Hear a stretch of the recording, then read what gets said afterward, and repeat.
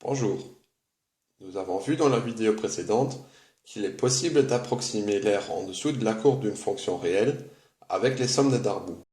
Ceci est bien un résultat merveilleux, mais nous pouvons aller plus loin. Les sommes de Darboux ne sont pas que limitées au calcul d'une aire en dessous d'une courbe, mais nous allons voir qu'il est possible de calculer l'aire de n'importe quelle surface. Considérons un petit exemple. Nous pouvons utiliser les sommes de Darboux pour calculer l'aire de cette surface que nous allons nommer A. Pour cela, nous avons besoin de deux informations. La première est un ensemble de fonctions réelles qui va envelopper la surface avec ses courbes représentatives. La deuxième information nécessaire est de savoir où les courbes de nos fonctions se coupent. En d'autres mots, il nous faut les points d'intersection de nos courbes. Ces points d'intersection nous permettent de définir l'intervalle sur lequel nous appliquerons le processus des sommes de Darboux.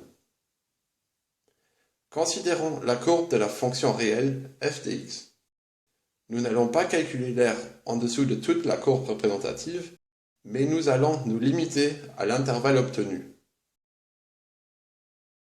Cette animation illustre le calcul des sommes de Darboux sur notre intervalle en question. Si vous avez besoin d'un rappel comment ceci fonctionne, je vous invite à regarder de nouveau la première vidéo. L'aire calculée ici est évidemment pas celle de la surface A qu'il s'agit à trouver. Je suppose qu'il est clair que dans notre calcul, cette partie est de trop. Mais ceci n'est pas un problème. En effet, il suffit de trouver l'aire de cette surface pour la soustraire de notre résultat obtenu. Or, si nous considérons la courbe représentative de g de x sur notre intervalle obtenu précédemment, nous pouvons facilement trouver la valeur de cette r.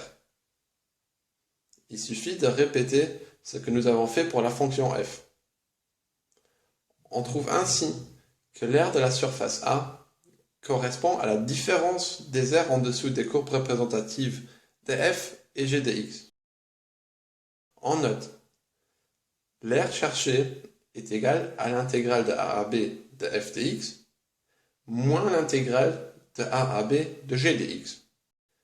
Et grâce à la linéarité des primitives, nous pouvons résumer ce calcul comme ceci. Merci pour votre attention.